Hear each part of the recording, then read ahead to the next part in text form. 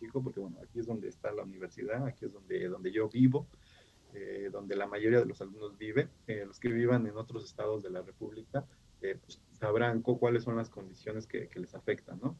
En el caso de aquí, traemos agua de Cuxamala, traemos agua de Lerma y traemos agua de algunas partes del Estado de México en manantiales, ¿no? A través de pipas y cosas así.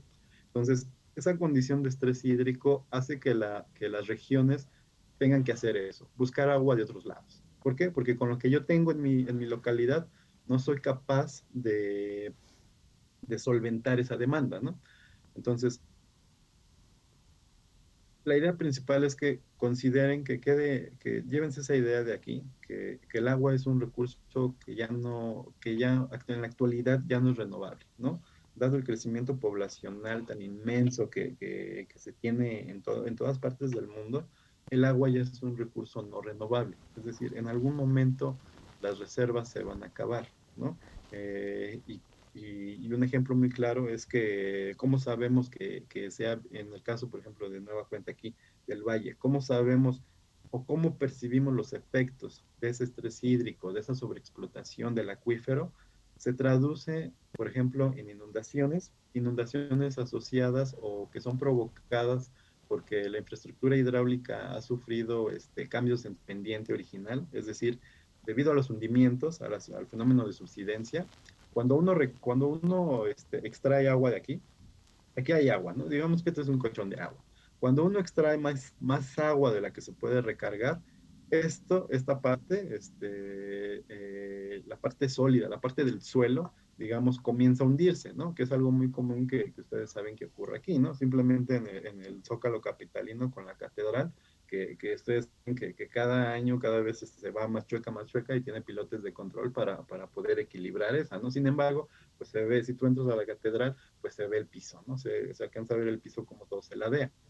Y en muchas partes de la ciudad está así, ¿no? Por ejemplo, cuando pasamos por bajo puentes, por ejemplo, ¿conocen la línea? ¿Qué línea es?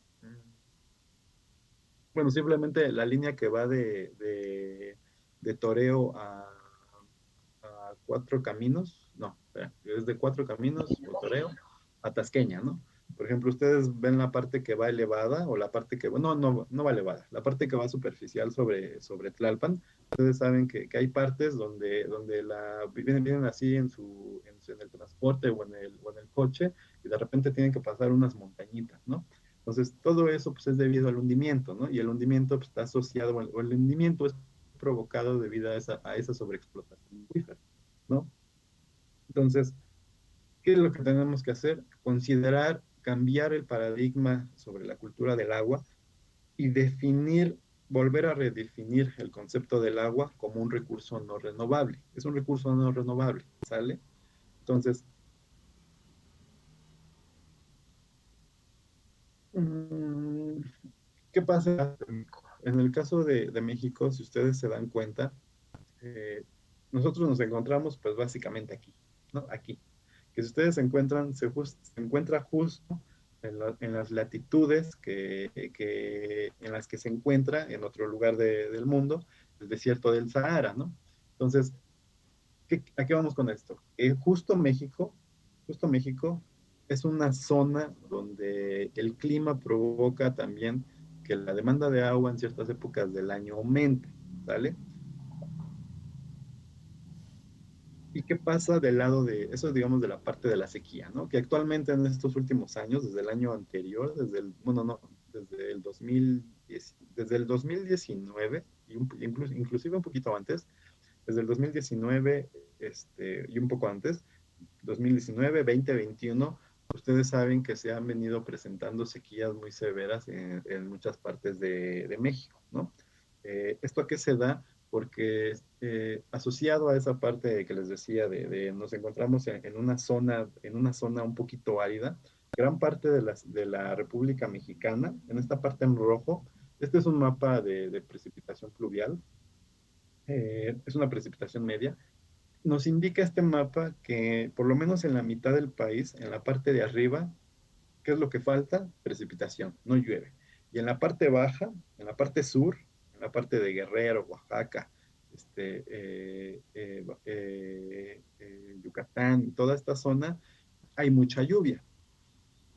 Y pregunta como ustedes, ¿cómo es el desequilibrio social en ambas regiones? O sea, se ve muy claramente que en la parte superficial hay poca agua, perdón, en la parte superior hay poca agua y en la parte inferior, en la parte sur de México, hay mucha agua. Pero ¿qué pasa si tratamos de relacionar esto con los aspectos económicos? ¿Cómo sería, por ejemplo, el interno bruto de la parte norte respecto a la parte sur? Mayor. Es mayor. ¿Quién genera más ingresos? La parte norte, ¿no? La parte norte genera mucho más ingresos, ¿no? Sin embargo, la parte norte sufre mucho de agua, ¿no? Y por el contrario, ¿qué pasa en la parte sur? El Producto Interno Bruto, los Productos Internos Brutos de cada estado son muy bajos, ¿no? Los más fuertes se encuentran justo aquí en el centro. Simplemente la Ciudad de México, el Valle de México, genera un buen porcentaje del Producto Interno Bruto de todo el país, genera un porcentaje, creo que, no estoy seguro si es de la cuarta parte o cuarta o tercera parte de todo lo que genera el país. Pero la parte sur, Producto Interno Bruto, en la gran mayoría nos dice, bueno, vamos a decirlo en palabras que todos entendamos, son estados pobres. Son estados pobres que no cuentan con la infraestructura para aprovechar esos recursos hídricos. Entonces, parece algo irónico, ¿no? La zona norte tienen recursos, ciertas zonas como Monterrey, San Luis Potosí, tienen recursos monetarios para poder crear infraestructura que aproveche el agua, sin embargo no hay agua, ¿no? Y la parte sur tiene muchísima agua, pero la precariedad en cuanto a inundaciones es grandísima cuando se viene la temporada de lluvias, ¿no? Nosotros cada año vemos la temporada de lluvias en las noticias, que Tamaulipas, que Villahermosa, un lugar donde se sufre mucho es en Villahermosa, ¿no? En Villahermosa siempre hay muchas inundaciones. Creo que el año pasado, ¿no? Fue cuando hubo bastantes inundaciones. Tengo una compañera de ustedes que fue mi alumna, actualmente, pues digamos, no, fue mi alumna, actualmente es mi amiga, digamos, vive allá en Villahermosa, ¿no? Entonces me enseñaba fotos, me mandaba videos, ¿no? De cómo los tirantes de agua alcanzaban 1 o 1,5 metros, ¿no? De las calles, ¿no? Entonces, es algo muy irónico, ¿no? Muy bien, entonces, bueno, relacionado a esto, ¿no? ¿Qué pasa con lo que llamamos el agua renovable? Es justo lo que veíamos, ¿no? El agua renovable, tenemos la población y tenemos la aportación al PIB, ¿no? Estos son datos de 2017 a 2016. Entonces, lo que les decía, ¿no? La parte pobre se encuentra en estas zonas, en esto que ahorita vamos a ver qué son estos polígonos, qué son estas delimitaciones. Eh, la parte sur es pobre. La parte norte es un poquito, o tiene un poquito más el poder para crear infraestructura, sin embargo, pues no hay agua, ¿no? Entonces, es algo raro. Ahora, ¿alguien sabe qué son estas delimitaciones que ven aquí? Como 1, 2, 3, 4, 5, hasta la número 13 que está justo en el centro. Las cuencas hidrológicas. Sería, ¿Quién, quién, quién? Quien quiera, ¿eh? Me parece que son las regiones hidrológicas. Son las regiones hidrológicas. ¿Qué cosa? Le falta Eh, algo. que genera más ingresos. No. Recuerdo que, bueno, habían comentado en la clase de hidrología que una cosa son las cuencas y Ajá. otra cosa las regiones que no suelen coincidir con las cuencas, pero esas son como administrativas o algo así. Ajá. Ok. Lo que dice su compañero es correcto. En este mapa, lo que estamos viendo como 1, 2, 3, 4, 5, 6, hasta el número 13, esos polígonos, esas delimitaciones, es lo que se conoce como regiones hidrológicas administrativas. ¿Sale? Entonces, así es el nombre, región hidrológica administrativa. ¿Qué son las regiones hidrológicas administrativas? Son, digamos, la agrupación de estados, de cuencas, de acuíferos, que fueron creadas con el objetivo de que el gobierno federal administrara los recursos hídricos en esas zonas. Ahora, ¿quién se encarga de operar estas regiones hidrológicas administrativas? Pues se encarga su mantenimiento, su operación, su supervisión, todo lo que se construye ahí, o todas las acciones estructurales o no estructurales que se lleven a cabo en esos lugares, quien se encarga de supervisarlos es el gobierno federal. El gobierno federal lo hace bueno, el gobierno federal crea diversas secretarías. Ustedes saben que tiene la Secretaría de Transporte, la Secretaría de Economía, la Secretaría de Hacienda, y entre ellas está la Secretaría del Medio Ambiente. La Secretaría del Medio Ambiente, ella se encarga de, a nivel federal, es decir, en todo el país, debe de cuidar flora y fauna, recursos relacionados al agua y todo con el medio ambiente. Vaya. Para el caso de la administración del agua, Semarnat crea la institución o la dependencia que nosotros conocemos como Conagua, ¿no? La Comisión Nacional del Agua. Ellos son los encargados a nivel federal de supervisar todo lo que les decía, o sea, desde la emisión de leyes, cómo se da la administración del agua, ciertas cosas de infraestructura, o la infraestructura más grande, ellos son los encargados. Ellos crean esto, lo que llamamos regiones hidrológicas. Y como dice su compañero, su delimitación está con base en diversas cosas. Una, a veces las regiones siguen el límite los límites políticos estatales, o a veces siguen los límites políticos, los límites naturales de las cuencas, a veces. ¿Qué significa esto? Cuando nosotros vemos cuáles son las cuencas naturales, sí saben qué se define, sí saben cómo se define una cuenca natural.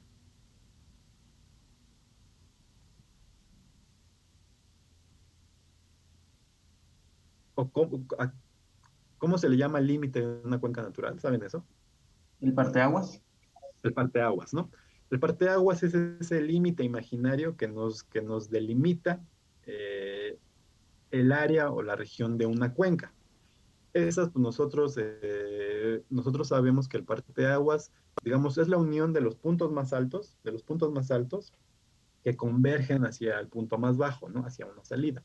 Entonces, si nosotros sobreponemos las cuencas hidrológicas contra las regiones hidrológicas administrativas, los trazos siempre varían. De hecho, a ver, déjenme ver, creo que denme un segundo, tengo un mapa. A ver.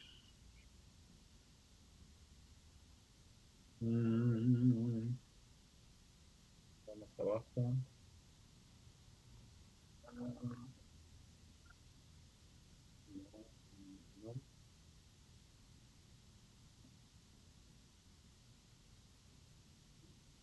Por ejemplo, voy a ocupar. ¿Siguen viendo la presentación? Sí, ¿verdad? Sí. Vale, quiero hacer un acercamiento. ¿Dónde está? Acercar. Voy a hacer un acercamiento. No se alcanza a ver.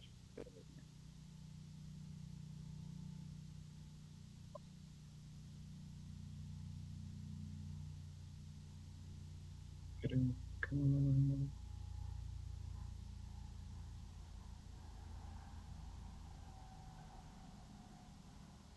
Bueno, ahí más o menos. No se alcanza a ver muy bien. Pero, por ejemplo, en esta zona. Sí ven la manita, ¿verdad? Sí, sí se ve. Por ejemplo, vean esta región. Esta región que es la número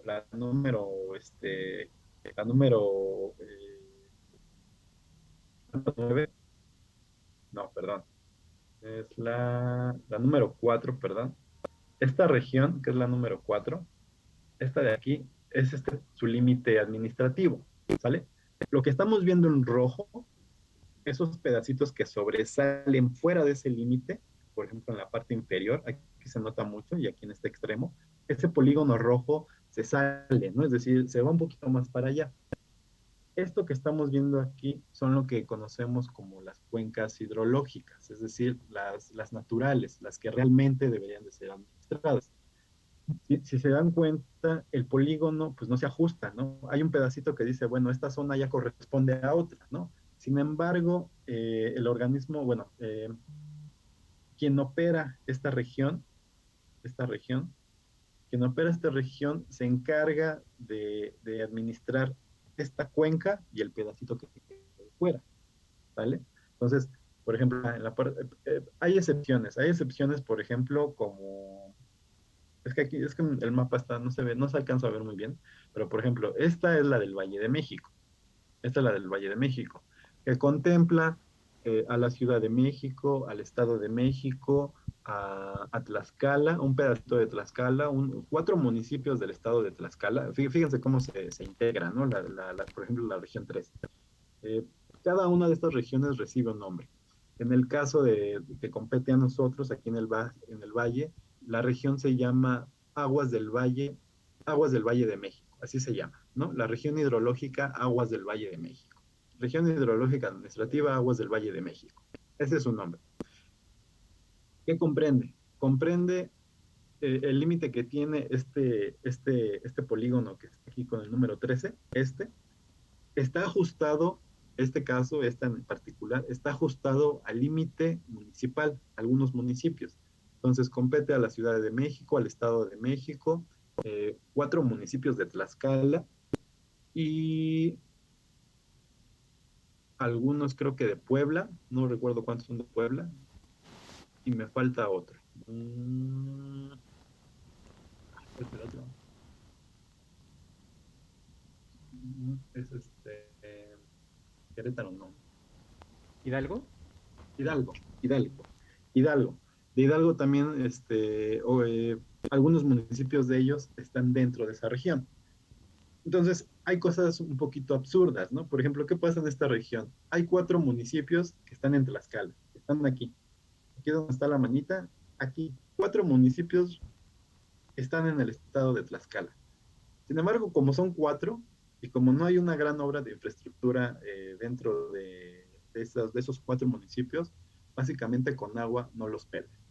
¿No? O sea, no los ve, no los voltea a ver, ¿no? Entonces se enfoca todo a la Ciudad de México y aparte del Estado de México y de Querétaro, ¿no? Perdón, de Querétaro, de Hidalgo, donde pues hay mucha infraestructura principal. Sin embargo, esos cuatro municipios de Tlaxcala están ahí, pero están como el patito feo, nadie los ve, nadie los quiere. Entonces, hay cosas en mi opinión, se deberían de reformar, ¿no? Volver a delimitar algunas regiones. Si esos cuatro municipios si esos cuatro municipios de Tlaxcala podrían estar dentro, o la mayoría de Tlaxcala se encuentra, por ejemplo, dentro de la región, yo qué sé, a lo mejor dentro de la región 10, pues que mejor que la región 10 vea todo el estado completo, ¿no? Sin embargo, pues son cosas que no pasan aquí, ¿no? Y son así, muchas historias. Bien, entonces, regresábamos. Entonces, no se confunda. Una cosa es lo que son regiones hidrológicas administrativas y otra cosa son las cuencas. Las cuencas, eh, pues sí, las cuencas o los acuíferos. Existe otro concepto que se llama región hidrológica, que nada más así, o sea, olvídense del administrativo. Entonces, volvamos. Región hidrológica administrativa, región hidrológica. Esa región hidrológica es la integración de varias cuencas, de varias subcuencas, para formar una cuenca muy grande. Voy a traer mapas, la siguiente clase traigo mapas para que quede más claro esto. Esa región hidrológica sí lo que hace es que varias cuencas de las que ahorita veíamos en el otro mapa, varias de esas cuencas las agrupa en una sola para formar, digamos, cuencas muy grandes, ¿no? Cuencas muy grandes que así se llaman. Muy bien, entonces, veamos qué otra cosa. Esta parte, por ejemplo, aquí, ¿no? Bueno, estos son los ríos principales de la hidrografía principal del país. Hay muchísimos, si tú ves un mapa de la hidrografía bien definida de todo el país, o sea, todo se llena de líneas, todo se llena de líneas. Y ese mapa también por ahí lo tengo, todos esos shapes ahí los tengo. ¿Alguien sabe usar sistemas de información geográfica?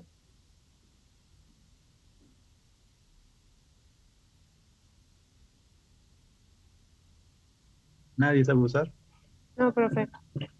Pues bueno, aprovechen algunos cursos que da la facultad en el intersemestre y por favor métanse a cursos de sistemas de información geográfica.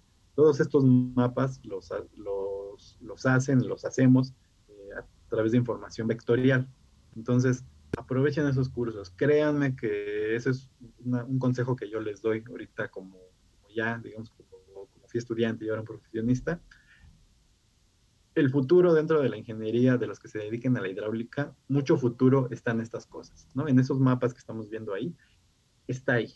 Hay mucho futuro, hay mucho campo de trabajo ahí, ¿no? Hay muy poca gente realmente buena. Yo sé lo básico, la verdad, o sea, sé hacer algunas cosas, sé integrar la información, sé obtener datos, lo que se le llama álgebra de mapas, sé hacer algunas cosas de esas. Sin embargo, mis conocimientos pues todavía tengo un largo camino por recorrer. Entonces, ustedes que ahorita van empezando, mi comentario sería, aprovechen estas cosas si lo encuentran dentro de la facultad. Hay un curso, que yo sepa, hay alguien que viene del Senapred. No la conozco, es una ingeniera que viene del Senapred, que da un curso en el intersemestre. Se supone que la invitan a dar, no estoy seguro si da clases de hidrología, no estoy muy seguro, pero la invitan, no recuerdo bien su nombre, voy a preguntar. Pero lo que me han dicho es que su curso es muy bueno, entonces aprovechen este tipo de cosas. Bien, entonces ya quedamos, ¿no? El gobierno federal administra el agua a través de estas regiones administrativas, ¿no? Pero para el caso del agua define dos conceptos. Así, para cómo uso el agua. Se definen dos conceptos. Lo que llamamos el uso consultivo y el uso no consultivo. ¿Alguien sabe qué es eso?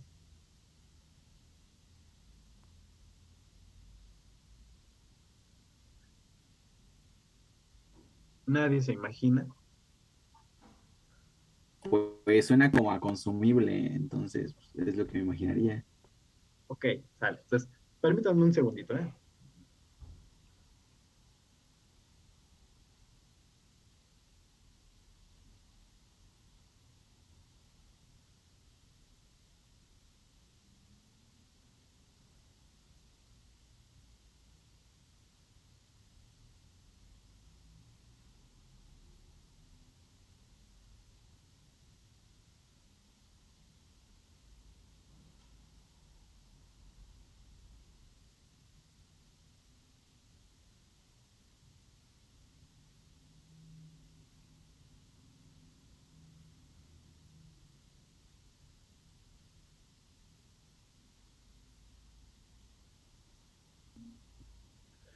Listo. Entonces, como dice su compañero, pues está asociado a algo como de consumo. Y es eso, ¿no?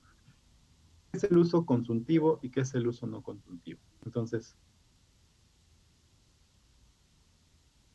¿qué es el uso consultivo? El uso consultivo, lo voy a leer como dice ahí, cuando existe un consumo. Es decir, entiéndase como la diferencia, como bien dice ahí, entre el volumen suministrado y el volumen descargado. Y el volumen no consultivo es cuando no consumimos agua, pero la utilizamos. Entonces, ejemplos. ¿Qué entienden ustedes por uso consultivo y no consultivo a través de ejemplos? ¿Quién quiere participar?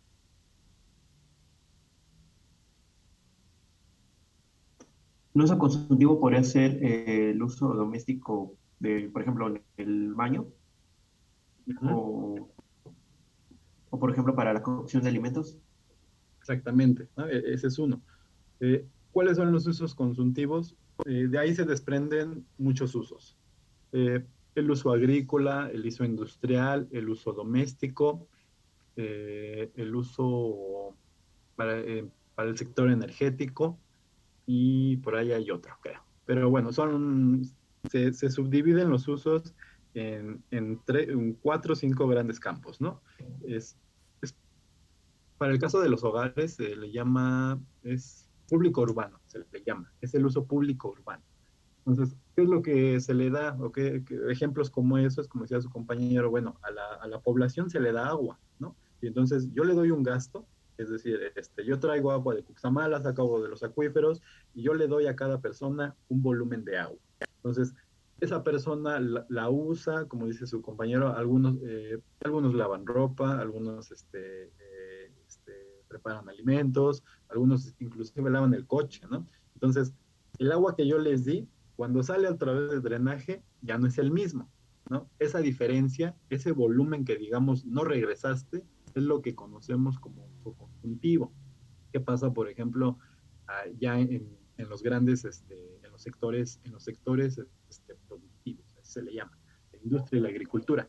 En el caso, por ejemplo, de la agricultura, pues le damos agua, ellos regan sus parcelas, hacen cultivos, cosechan, venden, hacen toda su producción, pero esa agua, algunas veces, el volumen que se regresa a la red es básicamente cero. Básicamente tú le das agua y esa agua se les queda, ¿no? Se infiltra, pero pues es muy difícil medir las infiltraciones, ¿no? Ese es un tema que después vamos a ver si nos da tiempo de platicar sobre cómo se hacen los balances hídricos.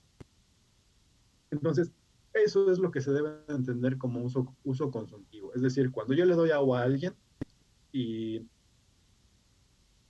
cuando la aprovecha y no me regresa el agua, ¿no? No me regresa ese mismo volumen. Y el uso no consultivo es cuando yo le doy agua a alguien y esa misma persona o esa misma industria o ese mismo sector la utiliza para sus procesos y me regresa el mismo volumen, ¿vale? Entonces, busquen un ejemplo, díganme un ejemplo de uso no consultivo. Los molinos hidráulicos. Por ahí escuché algo de modelos hidráulicos, Molinos molinos. ¿Molinos de qué? de agua. Bueno, Molinos de los agua. que ponían una rueda en los ríos y que girara. Bueno, entonces, ¿cuál es la versión actual de esos molinos de agua? ¿Podrían ser las turbinas? Las presas, más que las turbinas, bueno, las turbinas, pero las centrales hidroeléctricas, ¿no? ¿Qué es lo que hacen las centrales hidroeléctricas? CFE es una empresa privada, básicamente. Le dicen que es una empresa de los mexicanos, que realmente está privatizada, ¿no? Es decir, hay personas que invirtieron su dinero para comprar, bueno, compraron la empresa con ayuda del gobierno, cosas que no nos dijeron nunca, el gobierno nunca dijo nada. este, Compraron la empresa, hay varias personas, ¿cómo se le llama? Se me fue el nombrecito. Hay varias personas que invierten dinero para construir presas, para construir algunas cosas, y a cambio pues, nos venden la energía eléctrica a nosotros los mexicanos, pues, y ellos generan una ganancia, ¿no? Entonces, el caso de las presas es el ejemplo más claro de uso no consultivo. ¿Qué pasa? Tenemos un río, ponemos una presa donde deba ir la presa, no es donde yo quiera, ponemos un punto, se estudia dónde va a ir una presa, ponemos la presa, captamos toda el agua, almacenamos esa agua, utilizamos un volumen de agua y cuando pasa a través de todo el sistema, a través de las turbinas, la turbina se encarga de transformar la, la potencia hidráulica a potencia mecánica y luego hay un transformador que te la cambia a potencia eléctrica. Toda esa potencia eléctrica se transforma, bueno, las redes de distribución la almacenan y la distribuyen hacia las diversas ciudades. Finalmente llega a sus hogares y bueno, cuando pasa el agua por ese sistema, por esas turbinas, pues se desecha al cauce, ¿no? Bueno, yo creo que está mal dicho se desecha al cauce, sino regresa al cauce, ¿no? Regresa al cauce en ese mismo volumen, ¿no? Si se llega a perder un poquito de agua, la verdad es que ha de ser lo mínimo, ¿no? O sea, lo ideal es que si la turbina utilizó 500 metros cúbicos por segundo, o utiliza 500 metros cúbicos por segundo, esos 500 metros cúbicos por segundo son los mismos que terminan en la descarga en el río. Entonces, eso es lo que conocemos como uso consultivo y uso no consultivo, ¿no? Y esta es la parte que el temario le pone más atención, que es un uso no consultivo y que es un uso consultivo y no consultivo, ¿no? El temario dice que eso es lo principal que tenemos que ver en esta primera unidad, en este primer tema 1. Usos del agua, usos y aprovechamientos del agua. Por eso es que lo relacionan. Entonces, en el caso, por ejemplo, de las plantas potabilizadoras bueno, y ya vimos de las centrales hidroeléctricas se encuentran dentro del uso no consultivo. Y dependiendo cómo veamos la planta de bombeo, los sistemas de bombeo, pues también se encontrarían dentro del uso no consultivo, es decir, extraen agua de algún lado y esa agua la llevan a otro punto, ¿no? Entonces, el mismo volumen, ¿no? Si obtienen agua del acuífero, los sistemas de bombeo, si obtienen agua del acuífero o de algún lago, de algún almacenamiento, pues el agua que extraen es el mismo que descargan en algún punto en los tanques elevados, ¿no? En los tanques que administran el agua a la población. Entonces, eso es lo que conocemos como uso consultivo y no consultivo. Lo que la ley no te dice, eso lo define la ley, ¿no? Para ello existe la Ley de Aguas Nacionales. Como tarea,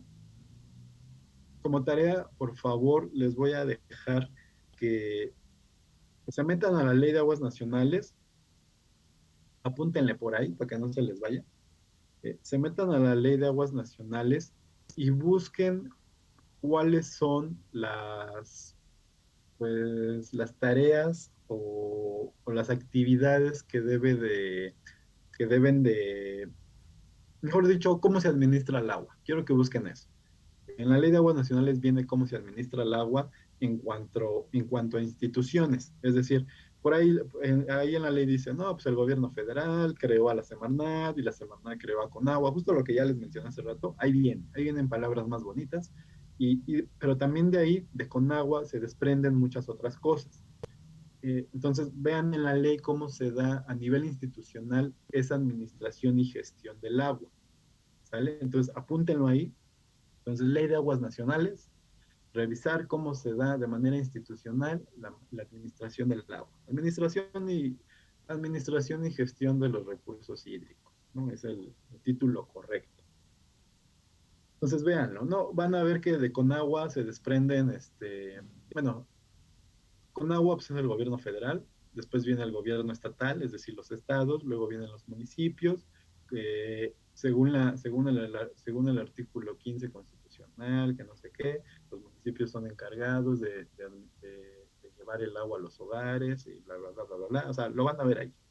Entonces, hagan un breve resumen, ¿no? De lo que encuentran. Si quieren hacer un cuadro sinóptico, lo que a ustedes se les ocurra, al final son ingenieros, háganlo, ¿no? O sea, que quede más que a mí quedarme claro cómo se da la administración del agua, que les quede claro a ustedes, ¿no? Por ahí van a ver que de Conagua se desprende lo que les decía, la parte de los estados y municipios, pero también se desprende a lo que llamamos órganos auxiliares, ¿no? Comisiones de cuenca y cosas así, ¿no? Entonces, vean cómo se va desmenuzando toda la red, ¿no? O sea, empezamos de algo muy puntual que es el gobierno federal y cómo todo se va expandiendo, ¿no? Cómo al final existen muchos actores, se le llama, muchos actores que tienen que ver o están asociados con la administración y gestión del agua, ¿no? Entonces, ahí échense una tareita con eso, ¿no? Se me había olvidado decirles, voy a crear una carpeta en Google Drive, una carpeta donde van a tener que entrar todos ustedes, les voy a enviar la invitación más al rato, donde van a tener que entrar todos ustedes y crear una carpeta con su nombre, empezando por el apellido, por favor, donde ahí van a ir, las tareas que les deje, ahí las van a ir subiendo, ya sea que las hagan a mano, ya sea que las hagan en computadora, lo que utilicen, ahí deben ir subiendo sus archivos, ¿de acuerdo? Muy bien, entonces eso. Ya. Entonces, por eso se acaba el tema de la ley. Lo que no te dice la ley, y en ningún lado viene, es cómo debe de ser la calidad del agua para cada uno de los usos, ¿sale? No se especifica. Es decir, en el uso no consultivo, mm, bueno, el uso consultivo y no consultivo, ambos usos no toman en cuenta la calidad del agua. Es decir, volvemos al uso público urbano, lo que decíamos, ¿no? Yo le doy agua a la población la utiliza en sus casas, se baña, el WC, se lava las manos, lava el coche, lava su ropa, el proceso de sus alimentos, de su preparación de alimentos, etcétera, todo eso pues hacen que la calidad del agua que yo les di a un inicio, cuando sale al drenaje, pues ya no es una calidad misma, ¿no? No es la misma calidad. Entonces, son cosas que la ley no especifica, ¿no? Cuando uno le da un título de concesión, se le llama así, van a ver eso, los títulos de concesión de la ley. Cuando el gobierno da un título de concesión, ¿qué es un título de concesión? Básicamente, vamos a decirlo de esta manera absurda, es un documento que te dice que el gobierno te va a dar tanta agua anual al año y que tú vas a pagar los derechos por utilizar esa agua, ¿no? O porque se te está dando esa agua. Pero pues no te especifica y te va a decir, bueno, va a ser para un uso público urbano, para un uso agrícola, te especifica para qué sector y te especifica si es uso consultivo o no consultivo, ¿no?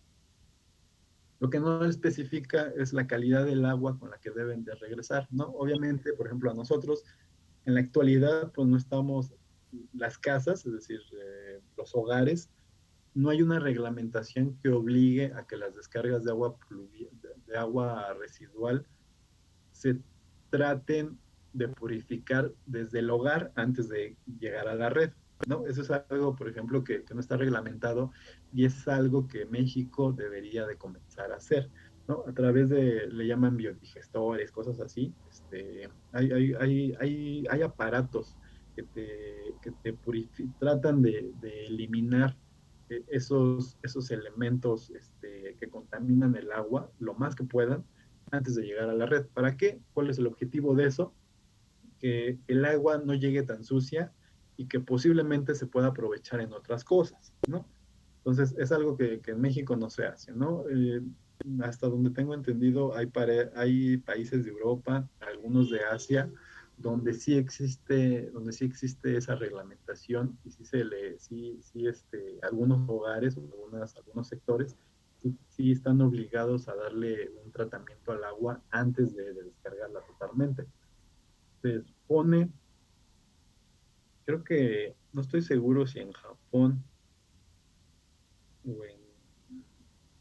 no recuerdo bien, no, no, no, no, es ay,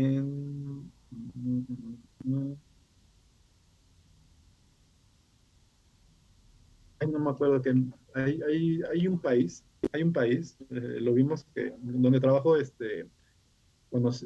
conocimos a un ingeniero, este, que se llama, bueno, es Nacho Castillo, así es como lo conocemos. Nacho Castillo es ingeniero químico y él fue subdirector no, fue subdirector o gerente, no me acuerdo muy bien si fue subdirector o gerente en Conagua en los temas de calidad del agua, ¿no? Entonces, es un ingeniero ya muy grande, entonces nos cuenta, ¿no? De cómo otros países dan el tratamiento. Entonces, hay algo es que no me acuerdo cómo se llama la metodología, tiene un nombre medio raro. Hay una metodología que hacen que a la ciudad, o bueno, a los hogares se les da agua y tienen un sistema tal cual que digamos del excusado, pues así, él así lo dice, ¿no? Básicamente es agua del excusado, le dan un tratamiento y otra vez vuelve a tu tinaco, ¿no? Eso es lo que hacen en algunos países. Y él dice, pues es que eso deberíamos de hacerlo aquí. Pero el problema por ejemplo, de países como nosotros, es que si tú le dices a las personas, te vas a tomar el agua que salió de tu excusado otra vez, muchos van a decir, yo no voy a hacer eso, ni loco, aunque me jures que el agua salió, ya tiene la calidad para que me la tome, no me la voy a tomar. Y sí es cierto, ¿no? Eh, la cultura del agua en este país es malísima, ¿no? Malísima, malísima, malísima. fugas, desperdicio de agua por parte de los usuarios, infraestructura deficiente, muchísimas cosas, ¿no? Y por ahí tiene la mano levantada, Gabriel. Sí, le quería comentar que, bueno, estuve leyendo que en Japón los sistemas particulares de sanitarios tienen un sistema donde en la regadera el agua con el que te bañas se puede pasar a la lavadora y la pueden reutilizar y pues aprovechan el agua al máximo. Exacto, ¿no? O sea, lo que les digo, ¿no? O sea, la cultura del agua aquí en este país es muy deficiente, ¿no? Y dado la cantidad de agua que usamos, o sea, tenemos tanto nosotros como usuarios, como la gente a nivel gobierno que administra el agua, debe de voltear a ver, tiene que voltear a ver tecnologías ecológicas, ¿no? O sea, tiene que voltear a ver hacia un lado para evitar que el desperdicio de agua sea grandísimo, ¿no? Lo veíamos, ¿no? O sea, tú, por ejemplo, cuando, no sé, ahorita por esto de la pandemia, uno cuando llega a su casa, si viene de la calle, pues lo primero que haces, vas, te metes al baño, te lavas las manos y ya, y ya. Entonces, esa pequeña, a lo mejor, contaminación que se dio en ese uso, digamos, esa agua la podrías volver a aprovechar, es a lo que voy, ¿no? O sea, podrías, como dice su compañero, pues podrías meterla a la lavadora, podrías hacer el uso de lavado de áreas comunes, o sea, tenemos que hacer algo, ¿no? Es algo que se ha descuidado muchísimo.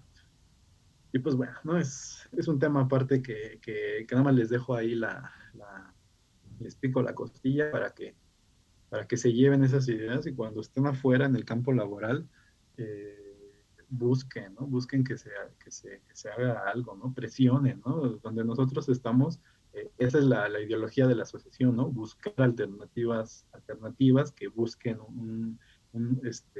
el uso del agua sea sostenible, ¿no? Por lo menos en el Valle de México, ni siquiera lo estamos haciendo a nivel país, ¿no? Porque sabemos que y con el Valle de México ya nos dimos cuenta que los factores, todas las variables que tienen que ver en este modelaje hidrológico son enormes.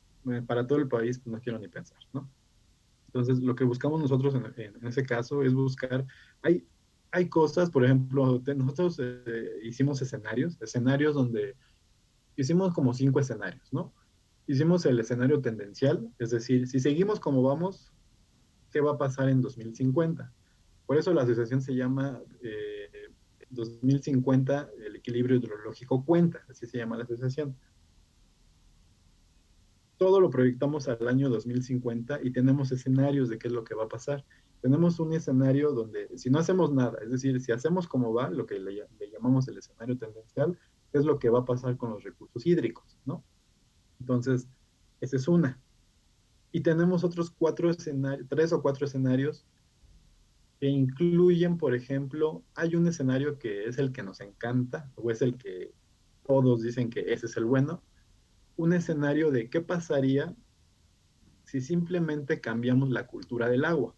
Es decir, aprovechamos el agua al máximo, como dice su compañero, pues en Japón, de la regadera, vamos a lavar ropa, ¿no?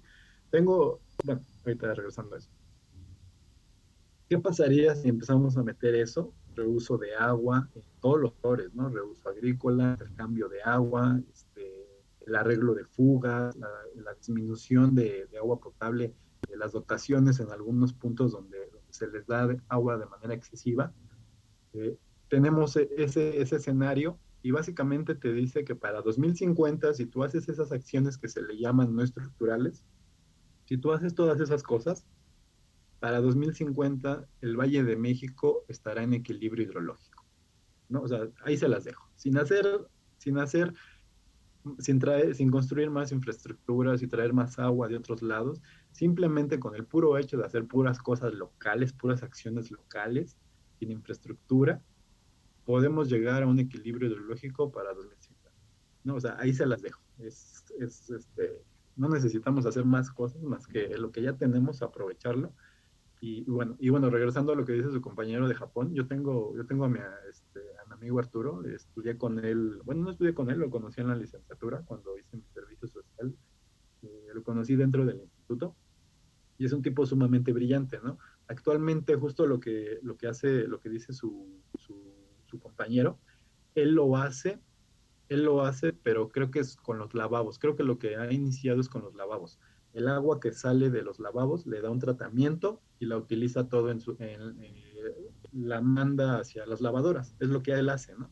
Y, y tiene, luego cuando es un tipo muy genial, ¿no? La verdad es que es la persona más lista de mi edad que conozco, ¿no? Es un tipo brillante. eh, Cuando vive allá en Coyoacán, ¿no? Vive por ahí en Coyoacán y me acuerdo cuando iba yo a su casa, me decía, ven, ven, ven, te voy a enseñar esto, ¿no?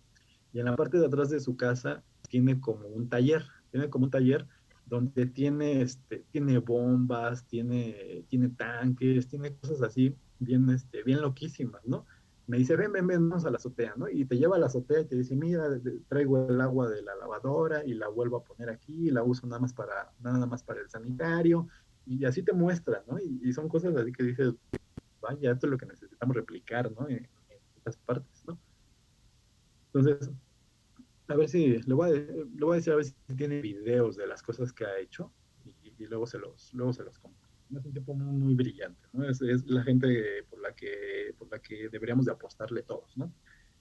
Lamentablemente es un tipo que también es muy disperso. Un día está en una cosa y el otro día se distrae y ya está en otra, ¿no? Eh, es, es genial, ¿no? Una vez, como algo, alguna anécdota chusca, una vez me había comprado un coche, mi primer coche que me compré hace algunos años, tenía una falla en la marcha, tenía una falla no en la marcha, perdón, tenía una falla en los cambios, ¿no? No entraba la primera. Y, y tenías que hacerle ahí un truco para que entrara la primera, ¿no? Y entonces él me decía, y entonces un día estamos en su casa y dice, déjame ver. Y se pone a ver un video de YouTube y se sale y desarma el coche, ¿no? Le empieza a quitar cosas, le quita la batería y ¿sabe qué empieza a hacer? Nada más viendo el video de YouTube y ya regresa y me dice, ya quedó, ¿no? O sea, es un tipo así, ¿no?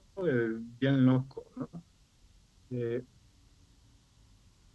creo que lo más raro, bueno, no de las cosas más raras, pero de las cosas más increíbles que en términos de Stompers, ¿saben qué son estos personas?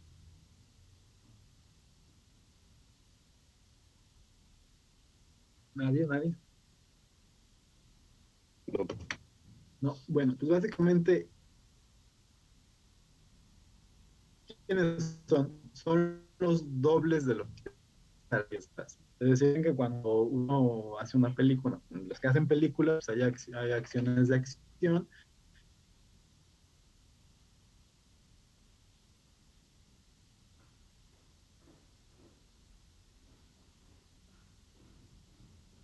lo que le llaman stompers, ¿no? Que es la gente, digamos, que hace esas hazañas intrépidas. Entonces, lo que utilizan ellos, por ejemplo, cuando son las explosiones, ¿no? Cuando son las explosiones y el tipo tiene que salir volando o cosas así, eh, utilizan pistones hidro, hidro, ¿cómo se le llama? Se me olvidó el nombre. Utilizan pistones, ¿no? Pero básicamente el principio tiene que ver un poco relacionado con la hidráulica. Bueno, pues mi amigo Arturo, un día alguien lo buscó y le dijo, oye, necesito un pistón. Y dijo, bueno, va, órale, ¿no? Y se puso a leer libros, se puso a investigar, se puso a hacer cosas y diseñó un pistón, tal cual, ¿no? Y entonces me acuerdo que íbamos igual, volví a ir a su casa, ya tenía montado el pistón en un árbol, ¿no? O sea, tenía el pistón en el piso, polainas en un árbol, y básicamente se han ido a Six Flags y ya ven que hay, no recuerdo cómo se llama, hay un juego que te lleva hacia arriba, que te baja, ¿no? Así de golpe. Entonces, él algo así hacía con los pistones, nos ponía un arnés, nos ponía en el suelo y accionaba el pistón y te jalaba hacia arriba, ¿no? Así como para las escenas de película, ¿no? Y le empezó a gustar muchísimo eso y está clavadísimo en eso, ¿no? O sea, es para que se den una idea de tan, tan listo es este Arturo, ¿no? Pero bueno, regresemos. Mm, Muy bien. Entonces, ¿qué pasa con el uso con los usos consultivos en el tema del agua? Pues bueno, a nivel nacional, el 61% de los usos consultivos son a base de agua superficial y el 39% aproximadamente son a partir de recursos subterráneos.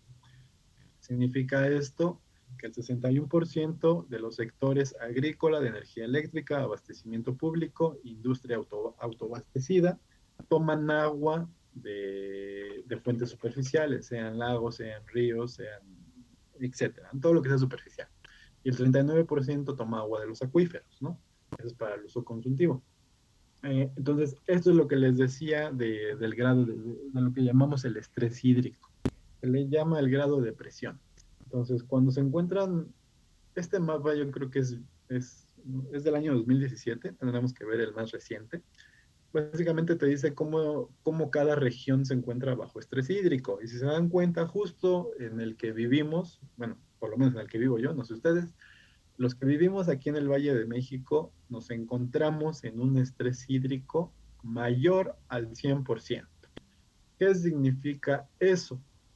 Significa que utilizamos más agua de la que tenemos, más del 100%, ¿no? O sea, es algo, es algo que aunque tenemos la administración del agua, esa administración del agua, pues obviamente tiene fallas. El estrés hídrico justo aquí en el centro del país, justo aquí en la región que aporta más al Producto Interno Bruto nacional, justo es la región que se encuentra con más grado de presión, ¿no? Y el resto del país, pues ahí lo vemos, ¿no? ¿Qué pasa?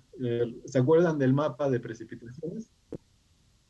¿Qué teníamos en el mapa de precipitaciones? Toda esta zona no tenemos agua, no tenemos agua y el grado de presión hídrica, el grado de presión hídrico se encuentra entre el 40 y el 100%.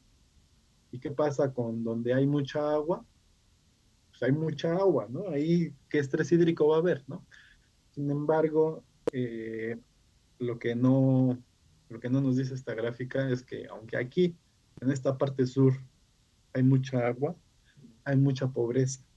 Hay mucha pobreza y aunque hay agua, muchas personas no tienen agua potable. ¿Por qué? Porque no está la infraestructura, no tienen los elementos para que esa agua puedan aprovechar. Es cosas bien irónicas, ¿no? Pero bueno, ¿qué sigue? Muy bien, entonces, bueno, ya me acordaba. Quería mencionarles, cuando les hablaba de los escenarios, les decía que hay acciones estructurales y acciones no estructurales. Son términos que se utilizan. ¿Qué son las acciones no estructurales? Básicamente son todas las medidas que tú puedes hacer sin necesidad de una infraestructura. Es decir, como les decía, eh, disminuir las dotaciones de agua, reutilizar el agua, o sea, todas esas medidas que podemos hacer así sin necesidad de otros elementos, todo eso, o de traer agua de otros lados, se le conoce como acciones no estructurales. Las acciones estructurales son aquellas que entonces ya necesitamos del gobierno, necesitamos de infraestructura, necesitamos del Estado, necesitamos de elementos, o sea, necesitamos de algo, ¿no? Para poderlas llevar a cabo.